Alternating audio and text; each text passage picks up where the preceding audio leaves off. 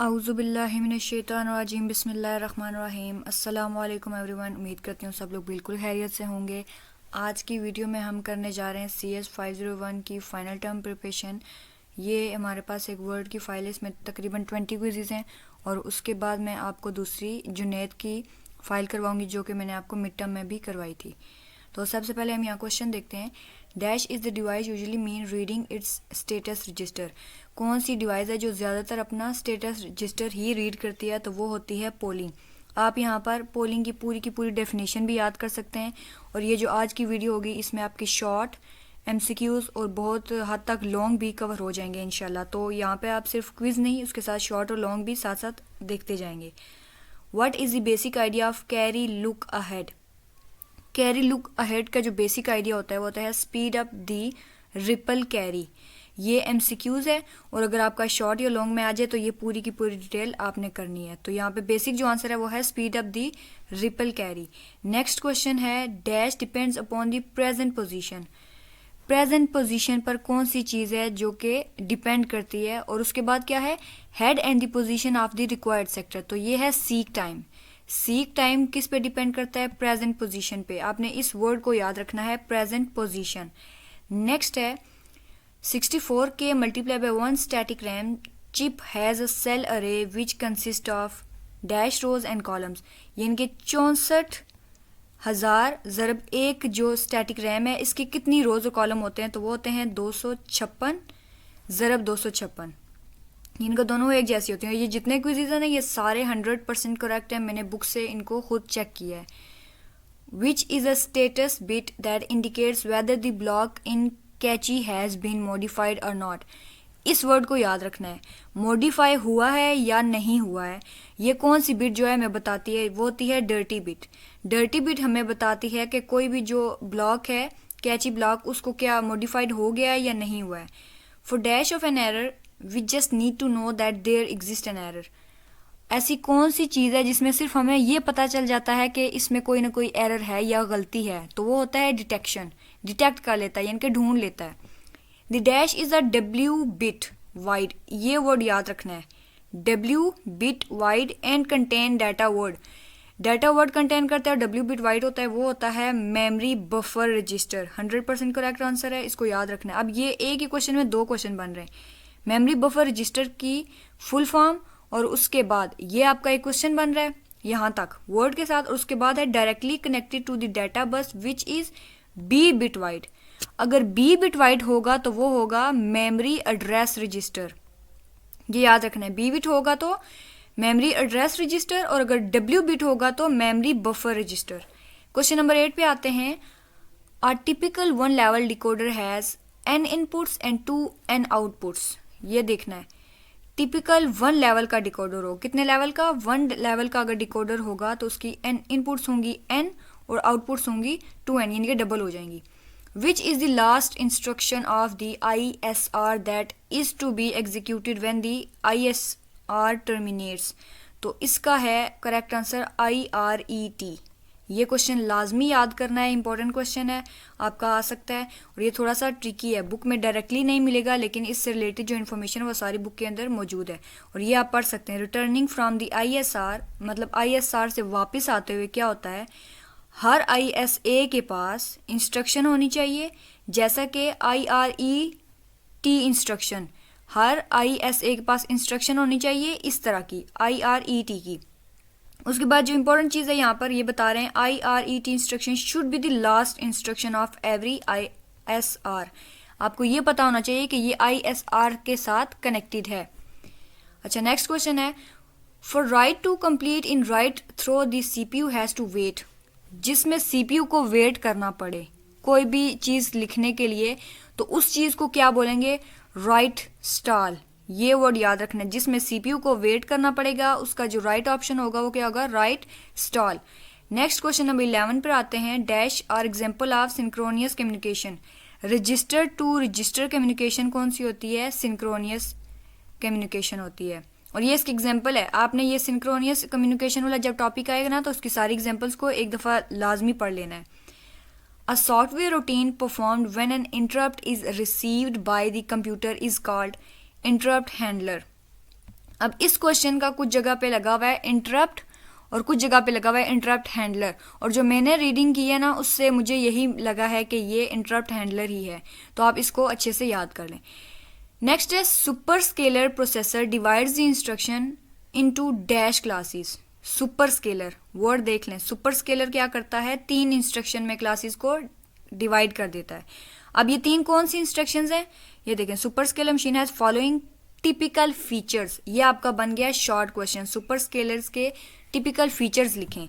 तो सबसे पहला फीचर क्या है, इसके पास एक या एक से ज़्यादा आई यूज़ होते हैं, आई यूज़ यानी कि इंटीजर्स यूनिट्स होते हैं। उसके बाद और क्या होता है, एफ पी यूज़ यानी कि फ्लोटिंग पॉइंट यूनिट्स, और एंड पे क्या होता है, बी पी यूज़ यानी कि ब्रांच प्रिडिक्शन यूनिट्स। अब पहले पॉइंट में ये 3 चीज़ें होती हैं, दूसरे पॉइंट में क्या, it divide instruction into 3 classes, 3 classes बना देता है। कौन सी, अब ये ऊपर हमने क्वेश्चन जो पढ़ा है ना 3 क्लासेस, ये वही नीचे लिखी हुई हैं, पहली इंटीजर, फ्लोटिंग पॉइंट और ब्रांच प्रिडिक्शन। तो ये आपका शॉर्ट क्वेश्चन भी बन गया और एमसीक्यूज भी, हर लाइन में अलग एमसीक्यूज बन गया।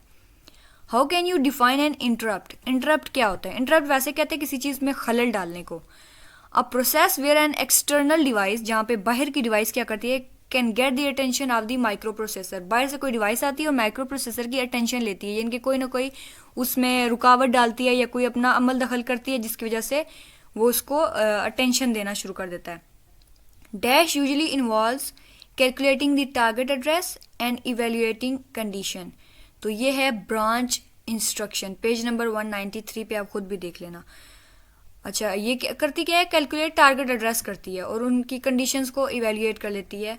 ब्रांच इंस्ट्रक्शन, ये आपका शॉर्ट क्वेश्चन भी बन गया, आपसे पूछ सकते हैं कि ब्रांच इंस्ट्रक्शन क्या चीज़ होती है। Question number 16, in which one of the following method for resolving the priority the device with the highest priority is placed in the first position.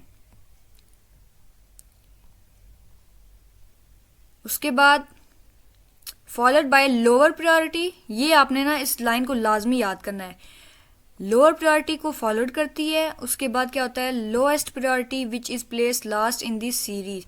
तो ये है देसी चेनिंग प्रायोरिटी, ये इसको लाजमी याद करना है, इसका कॉन्सेप्ट भी। अगर आगे एमसीक्यूज में दोबारा ये रिपीट हुआ तो मैं बुक से आपको समझा दूंगी इंशाल्लाह। विच one of the following method for resolving the priority makes use of individual bits of a priority encoder. अब यहाँ से देखना है इंडिविजुअल बिट्स लिखा हुआ है, तो ये आएगा पैरेलल प्रायोरिटी। पैरेलल प्रायोरिटी के आगे ये पॉइंट्स लिखे हुए हैं, ठीक है। क्या करता है, resolve the priority uses individual bits, यानी कि पहला जो यहाँ पे एमसीक्यूज है ना, इंडिविजुअल बिट्स को रिजॉल्व करता है। दूसरा काम क्या होता है, the priority of device is determined by position.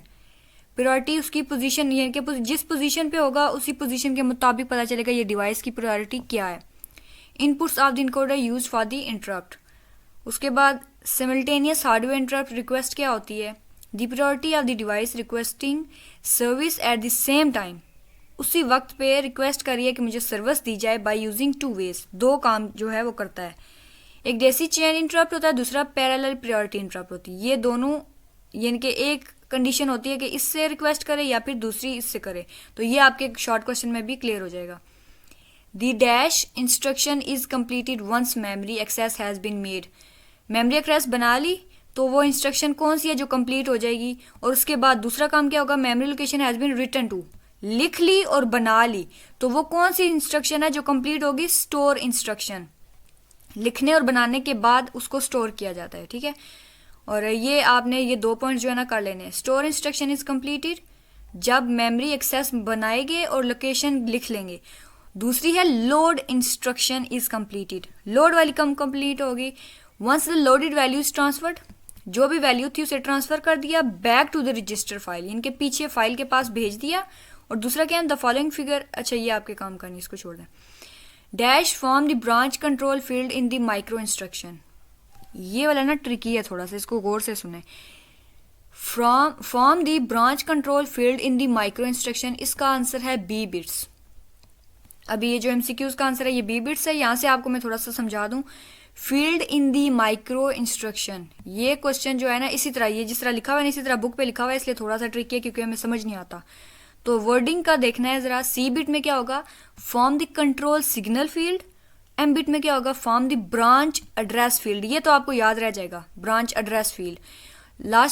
Last वाला है these form the branch control field. तो कंट्रोल आ गया, ये ब्रांच, इसमें कंट्रोल सिग्नल है और इसमें ब्रांच कंट्रोल है। ये दोनों वर्ड जो है ना एग्जाम में, हमें अभी तो लग रहा है आसान है लेकिन एग्जाम में अक्सर हम भूल जाते हैं, तो इसलिए मैं कह रही हूँ इनको लाजमी यहाँ पे रोक के वीडियो को अच्छे से याद कर लें।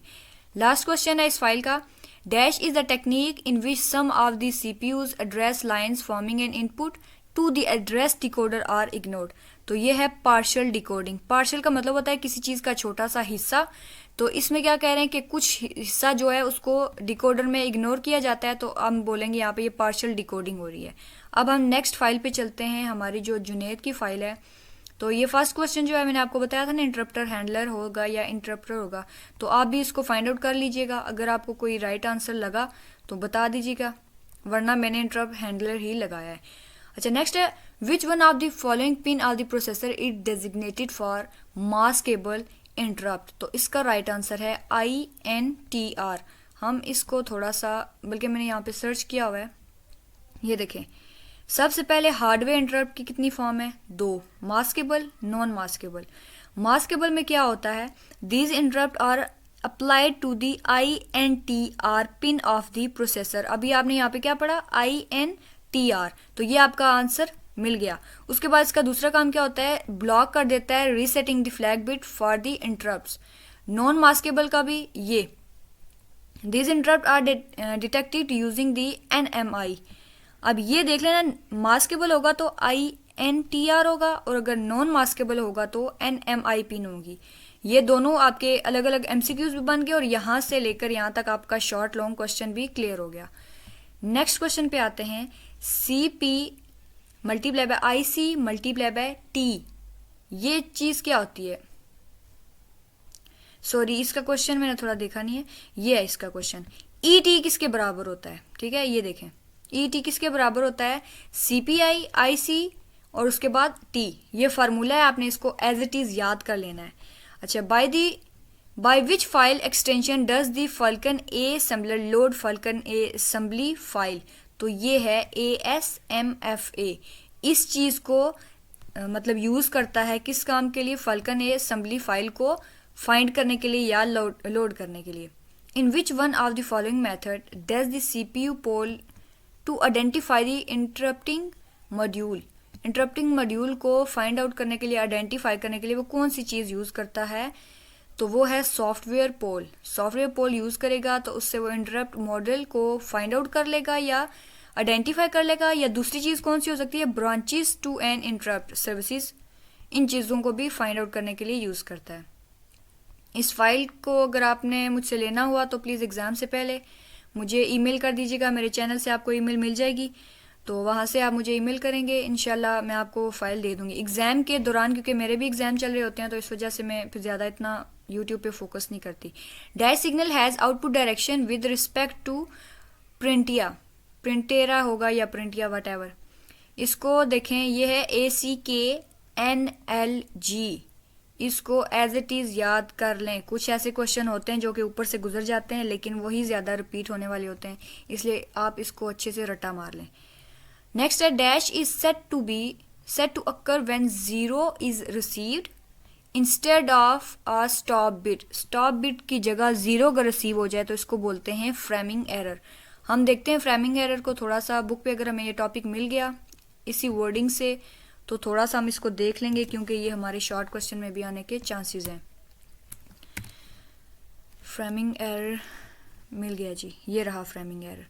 अच्छा जी, तो हमें यहाँ पे क्वेश्चन किस तरह का मिल रहा है? Error condition related to serial communication. तो आपसे क्वेश्चन पूछ सकते हैं सीरियल कम्युनिकेशन में कौन कौन से एरर्स आ सकते हैं। सबसे पहला कौन सा है? फ्रेमिंग एरर, पैरिटी एरर, उसके बाद over run error, under run error. अब इन चारों को आपने इन डिटेल पूरा पढ़ लेना है ताकि एग्जाम में अगर ये आ जाए तो आपको इसकी समझ हो थोड़ी सी। अच्छा, फ्रेमिंग एरर को क्या कहते हैं? ये कब होता है? अगर 0 रिसीव हो स्टॉप बिट की जगह, और stop bit which is always 1। Stop bit क्या होती है? 1। ये आपका अगला क्वेश्चन बन गया। स्टॉप बिट को हम 1 भी कहते हैं। अगर 1 की जगह 0 रिसीव हो तो हम बोलेंगे ये फ्रेमिंग एरर है। अच्छा, इस चीज़ का असल में मकसद क्या होता है? It means that after the detection of a beginning of a character with a start bit, the appropriate number of stop bit was not detected. Stop bit का जो असल नंबर था अप्रोप्रिएट वो हमें मिला ही नहीं है, ये डिटेक्ट ही नहीं हुआ, तो इस वजह से हम बोलेंगे ये फ्रेमिंग एरर है। पैरिटी एरर, इसमें कोई खास पार्ट होगा, कोई पूरा डिटेल तो नहीं बता रही मैं यहाँ पे, इनके पूरे में से किसी पार्ट में कोई मसला हो जाएगा। ओवररन क्या होता है, prior character that was received was not yet read from the USARTs। उसके बाद नेक्स्ट अंडर रन क्या होगा, ये क्या करता है, not available at the beginning of the, under run मतलब ये चला ही नहीं है, शुरू में इसने गड़बड़ स्टार्ट कर दी, तो ये चारों की चारों एरर आपने लाजमी कर लेने हैं। नेक्स्ट पे आते हैं जी, the component connected to the system bus and having control of it during a particular bus cycle is called master component. अब यहाँ से आपने देखना है, component connected to a system bus and having control of it during a particular bus cycle. Control हमेशा कौन करता है, मास्टर ही करता है, बस ये वर्ड आपने याद रखना है। कंट्रोल कर लिया किसको, अ पार्टिकुलर बस साइकिल के दरमियान किसी सिस्टम ने कंट्रोल कर लिया, तो वो हो गया master component.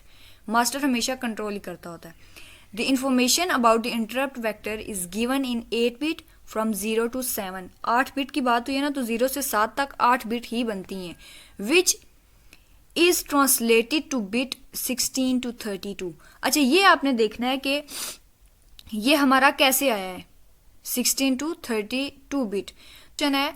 N interface that can be use to connect the microcomputer, छोटे कंप्यूटर को कनेक्ट करने के लिए यूज होती है। Bus to dash is called as input output port, तो वो होती है पेरिफेरल डिवाइस।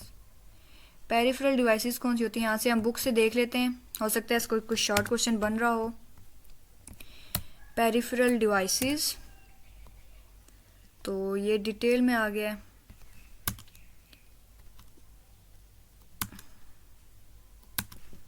तो ये आप एक दफ़ा ये देखें, peripheral devices connected to the outside the world, ये क्या होती है, मतलब बाहर की जो चीज़ें होती हैं ना उनके साथ कनेक्टेड होती हैं। Central processing unit through the input output modules. Peripheral devices कौन सी होती हैं, जो कि बाहर से कनेक्टेड होती हैं CPU के साथ। अच्छा, नेक्स्ट हम चलते हैं, dash allows a peripheral to read and write. Peripheral device जो कि बाहर से आ रही होती है उसे लिखने और पढ़ने की इजाज़त देता है। Memory without intervention by the CPU, तो वो होता है डायरेक्ट मेमोरी एक्सेस। अच्छा, ये भी आपका ना बहुत इंपॉर्टेंट कॉन्सेप्ट है, डायरेक्ट मेमोरी, ये इंपॉर्टेंट लिख दूँ मैं, अगर आपको ये फाइल चाहिए हुई तो मिल जाएगी आपको। डायरेक्ट मेमोरी एक्सेस में क्या होता है, वर्ड से ही पता चल रहा है कि बाहर से आएगा और डायरेक्टली आएगा, यानी कि अंदर कोई तीसरा रास्ता इसको नहीं चाहिए होगा। तो हमने उन डिवाइसेस में, पेरिफेरल डिवाइसेस में क्या पढ़ा था कि जो बाहर से होती हैं, CPU के अंदर वाला सिस्टम नहीं, बाहर से आती है और डायरेक्टली कनेक्ट हो जाती है, तो ये है डायरेक्ट मेमोरी एक्सेस। DM में मोस्ट इंपॉर्टेंट टॉपिक है, इसको अच्छे से याद करना है। अच्छा, नेक्स्ट आता है एवरी इंटरप्ट हैंडलर, मैं इसको साथ साथ थोड़ा हाईलाइट कर दूं ताकि आपको फोकस अच्छे से चले। Every interrupt handler has an interrupt return instruction. This instruction on is an example of FAR return. Which input output technique will be used by a sound card? Sound card कौन सी चीज़ को use करेगा, जिसमें क्या होगा, may need to access data stored, अब ये data stored लिखा हुआ है, ठीक है, data stored in the computers RAM, तो ये है direct memory access. Sound card का वर्ड याद रखना है आपने, पेपर में आएगा, तो sound card direct memory access, ये आपका नया क्विज बन गया। What should be the behavior of interrupt during critical section? Critical section में किसी भी इंटरप्ट का क्या बिहेवियर होना चाहिए, मस्ट रिमेन डिसेबल रहना चाहिए, एक्टिव नहीं होगा ये। अच्छा जी, फ्रेमिंग एरर ऑलरेडी पढ़ चुके हैं। The Pentium does allow the use of some part of its 32 bit 32 bits accumulator register EX। अब ये आपने वर्ड यहाँ से याद रखना है, एक्यूमुलेटर रजिस्टर EAX। अच्छा, dash is an electrical pathway, ये वर्ड याद रखना है, electrical pathway which the processor communicates with the internal, यहाँ से electrical pathway through which the processor communicate with the internal and external devices attached to the computer, तो ये होती है कंप्यूटर बस। कंप्यूटर बस क्या करता है, अंदर के और बाहर की डिवाइसेस को कंप्यूटर के साथ अटैच कर देता है। Where does the processor store the address, processor address को कहाँ स्टोर कर लेता है, first instruction of the ISR, तो वो होता है इंटरप्ट वेक्टर। इसको देखना चाहिए, इंटरप्ट वेक्टर। इंटरप्ट वेक्टर में क्या होता है, आई विश के ये मिल जाए। अच्छा ये देखें, ये टॉपिक मिल गया। अब यहाँ से आपने ये साथ साथ बाकी चीज़ें भी रीड लाजमी करनी, क्योंकि जब एक MCQ आता है ना तो 100% चांसेस होते हैं कि उस MCQ से आगे और पीछे वाली लाइनें भी MCQs में आ सकती हैं। अच्छा, इंटरप्ट वेक्टर क्या करते हैं, use to specify the address of the interrupt service routine. ISR की जो एड्रेस होती है उसे स्पेसिफाई करने के लिए यूज होता है इंटरप्ट वेक्टर। अच्छा, उसके बाद जो ISR का कोड होता है वो कहीं पर भी, मेमोरी के अंदर कहीं पर भी लोड हो सकता है। Next, interrupt vector is fixed size, ये आपका नेक्स्ट क्वेश्चन बन गया। इसका साइज क्या होता है, फिक्स्ड होता है। That store the address of the first instruction, पहले वाले इंस्ट्रक्शन को सेव करता है। और इसका टेबल भी होता है। All of the interrupt vector are stored in the memory in special table called interrupt vector table. अब ये नेक्स्ट शॉर्ट क्वेश्चन और आपका MCQs भी बन गया। नेक्स्ट पे चलते हैं जी, क्योंकि ज़्यादा डिटेल मेरे ख्याल में क्वेश्चंस जो है वीडियो बहुत ज़्यादा लेंथी हो जाएगी। Dash is the time needed by the CPU to recognize not services and interrupt request, तो ये है इंटरप्ट लेटेंसी। इंटरप्ट लेटेंसी को भी देख लेते हैं, ये भी शॉर्ट क्वेश्चन में आने के चांसेस हैं। ये आ गया जी। ये क्या करती है, ये एक टाइम होता है needed by the CPU to recognize an interrupt request. जब भी कोई इंटरप्ट रिक्वेस्ट करेगा तो उसके दौरान, यानी कि उसको रिकग्नाइज करने के दौरान जो टाइम लगेगा ना, वो कौन करेगा, इंटरप्ट लेटेंसी। ये लेटेंसी वर्ड है ना, इसको आपने याद रखना है टाइम से, ठीक है। टाइम के साथ इसका डायरेक्ट ताल्लुक होगा, बस इतना काफ़ी है। फिलहाल आप इसको याद रखेंगे और इंशाल्लाह अगर ये आपके पेपर में आ गया तो आप इसको अच्छे से सॉल्व कर लेंगे। नेक्स्ट है, at the start of the transfer operation, जब भी कोई चीज़ आपने ट्रांसफ़र करनी है in synchronous communication the master activates the read signal. सबसे पहला काम क्या होगा, रीड सिग्नल एक्टिवेट हो जाएगा। क्यों एक्टिवेट होगा, क्योंकि ऑपरेशन जब किसी को दिया है तो सम अगले वाला पढ़ेगा तो इससे पता चलेगा ना कि इसमें हमने काम क्या करना है। Which is the last instruction of ISR, already पढ़ चुके हैं, IRET। मैंने जो फाइल करवाई थी ना MS वर्ल्ड की, उसमें ये क्वेश्चन पढ़ा था हमने। Which one of the following methods for resolving the priority makes use of individual bit, already पढ़ चुके हैं। Parallel priority, underrun error आ गया जी। अगर कैरेक्टर जो है अवेलेबल नहीं है एट द बिगनिंग, ये टॉपिक मैंने आपको करवाया था ना शॉर्ट क्वेश्चन के तौर पे, आप देखें आपका MCQs भी रिपीट होकर आ गया। बिगनिंग में अगर जो है कैरेक्टर अवेलेबल नहीं है शुरू से ही, तो उसका मतलब है अंडर रन एरर चल रहा है। उसके बाद है, tri state buffer are used for removing bus contention. अच्छा, नेक्स्ट है, when a particular sector is found the data is transfers to input output module. जब एक खास किस्म का क्या होता है, सेक्टर हमें मिलता है तो वो काम क्या करता है, इनपुट आउट मॉड्यूल के जरिए डाटा को ट्रांसफ़र करना शुरू कर देता है। अच्छा, उसके बाद सीरियल कम्युनिकेशन एरर को हमने फाइंड आउट करना है। द प्रेयर, वो जितने भी 4 के 4 एरर थे ना, उनकी टाइप्स नंबर कितने हैं, 4 हैं, और उनकी एक एक लाइन लाजमी याद कर लेनी है ताकि MCQs और शॉर्ट आपके दोनों क्लियर हों। The prior character that was received, receive हो गया, was not still read by the CPU is overwritten by the new receive character, तो ये है ओवर रन, ठीक है। रिसीव तो हो गया लेकिन वो आगे अपना प्रोसेस नहीं कर पा रहा, तो इसको बोलेंगे ओवर रन। और जो बिगनिंग से स्टार्ट नहीं हुआ वो होगा underrun. Taking control of the system bus for a few bus cycle is known as cycle stealing. Cycle stealing, ये वर्ड याद रखना है। अगर इसकी स्पेसिफिक बुक में डेफिनेशन मिल गई तो हम इसको देखते हैं। ये जितने भी MCQs हैं ना, ये सारे ठीक हैं। इस फाइल के साथ मेरा बहुत अच्छा एक्सपीरियंस रहा है, मैंने खुद भी यहीं से प्रिपरेशन की थी और इंशाल्लाह आपको भी एग्जाम ये बहुत ज़्यादा हेल्प आउट करेगा। अच्छा, साइकिल स्टीलिंग क्या होता है, taking control of the system bus for a few bus cycle. कुछ बस साइकिल के लिए सिस्टम को अपने कंट्रोल में ले लेने को बोलते हैं साइकिल स्टीयरिंग। नेक्स्ट, ये भी इसकी आगे डेफिनेशन के तौर पर लिखा हुआ है, तो इसको भी आप एक दफ़ा लाजमी रीड कर लें यहाँ से ही, अगर आपके पास बुक रीडिंग का टाइम नहीं है यहाँ से आप रीड कर लें। अच्छा, उसके बाद है द मोस्ट इम्पोर्टेंट क्वेश्चन। ये आपके आ सकता है एमसीक्यूज में भी, शॉर्ट में भी और लॉन्ग में भी। एवरेज लेटेंसी, एवरेज टाइम क्या होगा किसी भी डाटा को हाफ वे में करने के लिए। तो यहाँ पे जो इंपॉर्टेंट चीज़ उन्होंने दी हुई है ना, वो दी हुई है डिस्क रोटेट्स एज 20,000 RMP। तो इसका जो राइट आंसर है, अगर आपका एमसीक्यूज आया तो आपने रट्टा लगा लेना है जी, 1.5 मिली सेकेंड। और मैं कोशिश करती हूँ अगर ये बुक से हमें मिल गया ना तो वहाँ से मैं आपको डिटेल में समझाने की कोशिश करूँगी, वरना 1.5 सॉरी, इसको आपने अच्छे से रट्टा मार लिया। ये जी आ गया आपका क्वेश्चन सॉल्व होके। तो यहाँ से एग्जांपल है, find the average rotation latency if the disk rotates at 20,000 RPM। तो सोल्यूशन क्या है, average latency to the desired data is half way round the disk, so average rotation latency is half way होगा। तो आपने बस इसको याद रख लेना है, 0.5 डिवाइडेड बाय 20,000 डिवाइडेड बाय 60। आप इसको एज इट इज याद कर लें, ठीक है।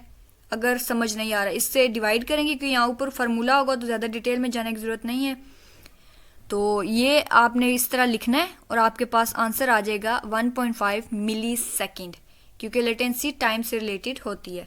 उसके बाद ये वाला है, इनको भी एक दफ़ा देख लीजिएगा, इतनी लेंथी आती तो नहीं है लेकिन फिर भी एक नज़र आपने लाजमी इसको देख लेना है।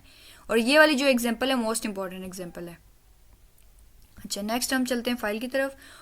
What is the status of ACKNLG hash signal.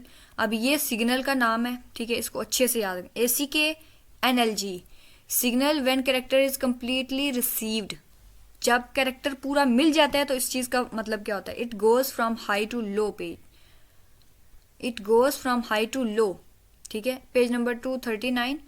ये मेरे ख्याल में ना यहाँ से इस तरह, ये जो बुक पेजेस हैं ये थोड़े आगे पीछे हैं, बुक हमेशा अपडेट होती रहती है, तो आप यहाँ से बस इसी चीज़ को याद रखें। Interrupt driven input output is better than polling. अब ये मोस्ट इंपॉर्टेंट क्वेश्चन है। इंटरप्ट ड्रिवन इनपुट आउटपुट जो होती है पोलिंग से बेहतर होती है। अब आपसे ये पूछ सकते हैं कि पोलिंग जो है is not better than interrupt driven, यानी कि इसको उल्टा करके भी पूछ सकते हैं। तो आपको हमेशा ये पता होना चाहिए कि जो पहले वाला है ना, इंटरप्ट ड्रिवन इनपुट आउटपुट, ये हमेशा बेहतर होता है। Select the parts of the hard disk. Hard disk के पार्ट क्या होते हैं, हेडर, डाटा सेक्शंस एंड ट्रायलर। ये वाला क्वेश्चन हम ऑलरेडी पढ़ चुके हैं पिछली फाइल में। अंडर एन एरर, इसको भी पढ़ चुके हैं, जो कि बिगनिंग से होता है, बिगनिंग ऑफ एन इंटरवल। उसके बाद है little endian format exchange data between computer, the data transmitted by one will be received in a swapped, word याद रख लें, swapped form by the other swapped, एक स्वैप से दूसरे स्वैप में बनाया जाएगा। द सोर्स फाइल ऑफ फलसिम should contain ASCII text only. फलसिम की जो फाइल है उसके अंदर टेक्स्ट कौन सा होना चाहिए, ASCII, ASCII। A component connected to a system bus and with which master component. अब ये देखें यहाँ पर उन्होंने क्या लिखा है, मास्टर कंपोनेंट। हमने पिछले क्वेश्चन में पढ़ा था ना कि जो कंट्रोल करता है, लेकिन देखें उसी क्वेश्चन को इन्होंने चेंज करके कोई और चीज़ मिसिंग कर दी है, जो कि है सिस्टम बस। तो आपने बाकी की सारी इस तरह रीडिंग कर लेनी है, लेकिन अभी यहाँ पे इंपॉर्टेंट चीज़ है सिस्टम बस, यहाँ पर आएगा इस ब्लैंक के अंदर। अब एक ही क्वेश्चन से देखें कितने तरह से अलग अलग तरीके से क्वेश्चन आ रहे हैं, इसलिए स्टेटमेंट को आप पहले स्टेटमेंट को अच्छे तरीके से रीड करना है और उसके बाद खुद सोचना है कि इससे और तरह के क्वेश्चन भी आ सकते हैं। In which technique does the hardware directly access host memory. अब यह देखें वही क्वेश्चन है पिछला, मैं आपको बताती हूँ कैसे वही क्वेश्चन है। Direct access host memory for reading writing independent of CPU। Independent मतलब CPU के बगैर ये डायरेक्टली एक्सेस कर रहा है। तो अगेन वही क्वेश्चन आ गया, डायरेक्ट मेमोरी एक्सेस, लेकिन स्टेटमेंट चेंज हो गई। Most parallel input output ports used with peripheral devices are mapped on a range of contiguous address, ये वर्ड याद रखना है कि जो बहुत ज़्यादा पैरेलल इनपुट आउटपुट पोर्ट होते हैं वो क्या करते हैं, पेरिफेरल डिवाइसेस जो बाहर से यूज होती हैं, are mapped on the range of contiguous address. Dash signal is used in printer with DB25 interface to reset its controller. अब ये वाले जितने भी है ना, ये आपने देखने में बुक से देखती हूँ, अगर मिल गया तो फिलहाल के लिए आपने याद रखना है INIT, हैश लाजमी होगा साथ में। इसको हम फाइंड आउट करने की कोशिश करते हैं क्योंकि इसके साथ और भी क्विज़ेस बन रहे होंगे, तो मेरी कोशिश है कि मैं ज़्यादा से ज़्यादा क्वेश्चन आपको करवा दूँ। तो ये तो नहीं आ रहा, यहाँ से देखते हैं, DB25 को हम कॉपी पेस्ट करते हैं। ये आपके लिए भी बेस्ट तरीका है, अगर आपको किसी तरह की क्वेश्चन में कोई डाउट है तो आप इसको यहाँ से खुद सर्च कर सकते हैं। ये मेरे ख्याल में कोई वर्ड नहीं मैच हो रहा। रीसेट इट्स कंट्रोलर, हम इसको देख लेते हैं। Reset its controller, I hope so कि ये वर्ड अब हमें मिल जाए, वरना हम आगे मूव करेंगे। रीसेट इट्स कंट्रोलर, तो ये वर्ड हमें नहीं मिल रहा, लेकिन फिर भी आप इसको लाजमी पढ़ लीजिएगा, ठीक है। सिग्नल जो होता है प्रिंटर के अंदर वो किस लिए यूज़ होते हैं। YDMA faster than programmer input output technique because. अब ये आपका क्वेश्चन भी बन सकता है शॉर्ट, तो इसको अच्छे से देखना है कि DMA क्यों फास्टर होता है। DMA transfer data directly without using CPU। Direct memory access का काम क्यों फास्टर होता है, क्योंकि वो CPU के बगैर डायरेक्टली बाहर से अपना काम करके वहीं से उड़न छू हो जाती है। CPU की ज़रूरत नहीं पड़ती, इसलिए ये क्या करता है, फास्टर काम करता है। Dash is a technique in which some of the CPU's address line form in again. अब ये वर्ड मुझे सही नहीं पता चल रहा कि क्या लिखा हुआ है, फॉर्मिंग होगा मे बी। एंड इनपुट, हाँ, forming and input to the address decoder are ignored, तो ये होता है पार्शियल डिकोडिंग। अच्छा, यहाँ से इन्होंने क्या लिखा हुआ है, कुछ डिकोडर जो होते हैं इग्नोर होते हैं। हम ऑलरेडी इस क्वेश्चन को पढ़ चुके हैं, तो आई होप ये आपका रिपीट हो गया होगा और अच्छे से याद भी हो जाएगा। इन 8086, 8088 processor interrupt vector table is located at the memory location 0। ये क्वेश्चन मेरे ख्याल में क्विज़ेस में भी आया था, जो फाइनल टर्म के क्विज़ेस होते हैं ना, उनमें भी आया था शायद। तो ये तो नहीं, हाँ ये आ गया। Interrupt vector table is loaded at the memory location 0। ये लें जी, आपका प्रूफ भी मिल गया साथ में। 0 पर लोकेशन होती है और इसका ये नंबर भी देख लें आप। अच्छा, नेक्स्ट है, जब भी इनपुट आउटपुट मॉड्यूल क्या होता है, capability of executing a specific set of instructions for specific input output devices. उसके अंदर कैपेबिलिटी होती है ख़ास तरह की, वो भी ख़ास तरह की डिवाइसेस के लिए, और उसके क्या होता है, विदाउट इन्वॉल्वमेंट ऑफ CPU को नहीं डालते हम, सबसे इंपॉर्टेंट चीज़ याद रखनी है। उसके अंदर कैपेबिलिटी होती है ख़ास तरह की डिवाइसेस को चलाने के लिए, इंस्ट्रक्शन देने के लिए, लेकिन उसके अंदर CPU नहीं होता, तो वो होता है input output channel. How does DMA saves CPU time. अब ये देखें क्वेश्चन, फिर DMA के कितने ज़्यादा क्वेश्चन आए हुए हैं। तो DMA कैसे टाइम सेव करती है, by controlling transfer between input output devices and memory directly. खुद इनपुट आउटपुट की डिवाइसेस को मेंटेन करती है या मैनेज करती है, और उसके अंदर CPU का कोई काम नहीं होता। नेक्स्ट क्वेश्चन कौन सा है, CPU that provide the data path between CPU and external devices such as keyboard, display, reader is called input output port.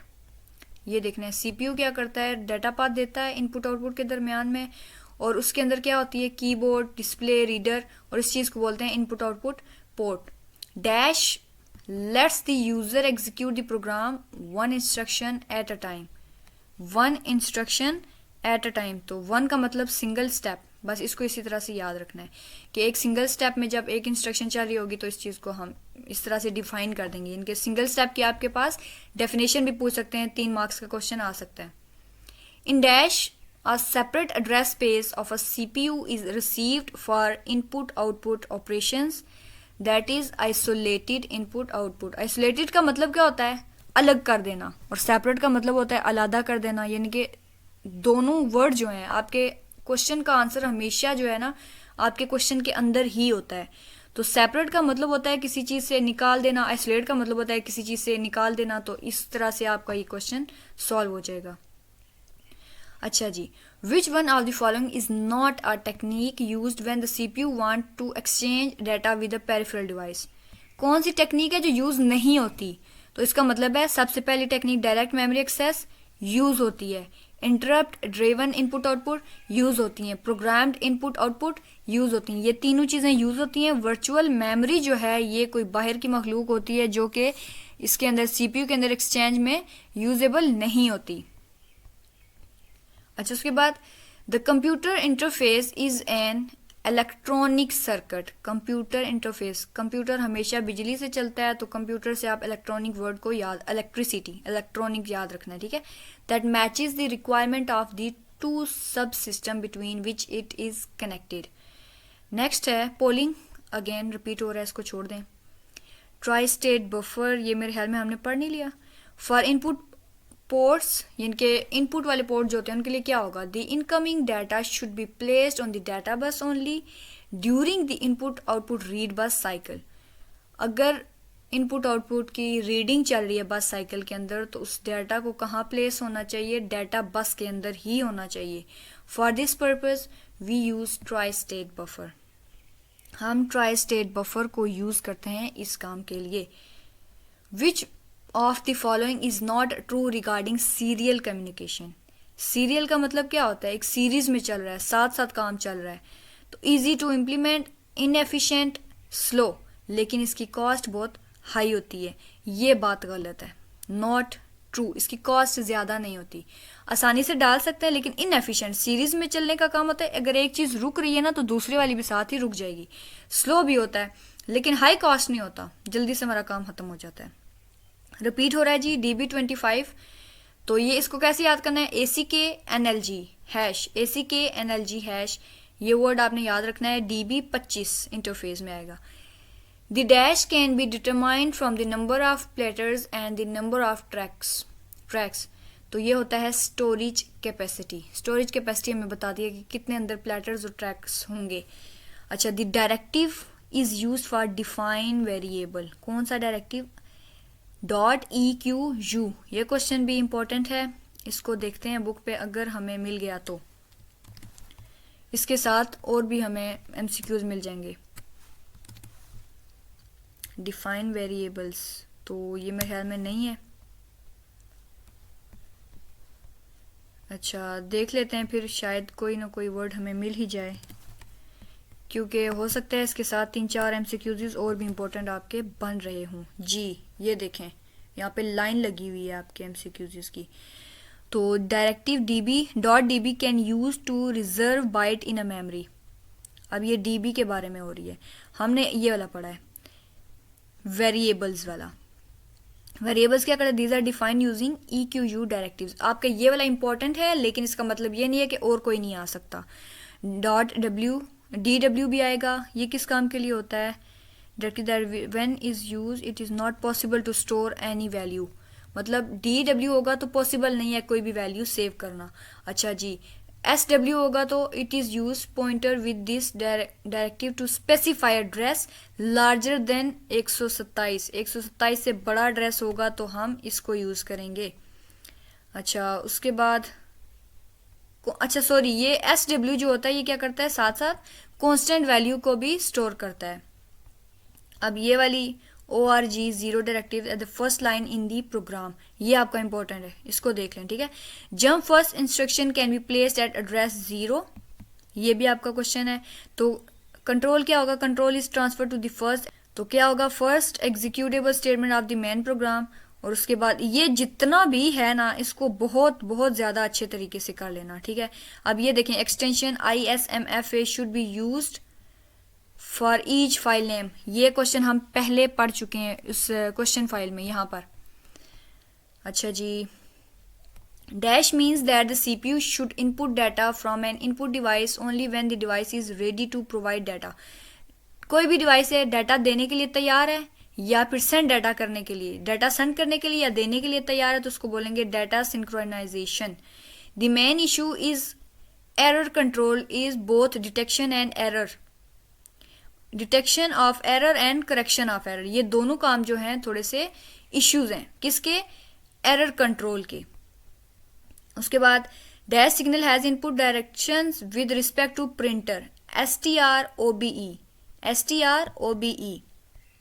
The parallel port can be considered to be a big dash gate। Parallel port को हम and gate भी जो है consider कर सकते हैं। Last पे ये क्वेश्चन करवाने जा रही हूँ आपको, वीडियो ऑलरेडी बहुत ज़्यादा लेंथी हो गया, एंड आई होप कि एग्जाम में ये वाली जो फाइल है, ये वीडियो है, बहुत ज़्यादा हेल्प आउट करेगी इंशाल्लाह। एवरी टाइम यू प्रेस अ की and interrupt is generated, this is an example है। जब भी कोई की प्रेस करते हैं तो इंटरप्ट बन जाता है, तो वो होती है हार्डवेयर इंटरप्ट।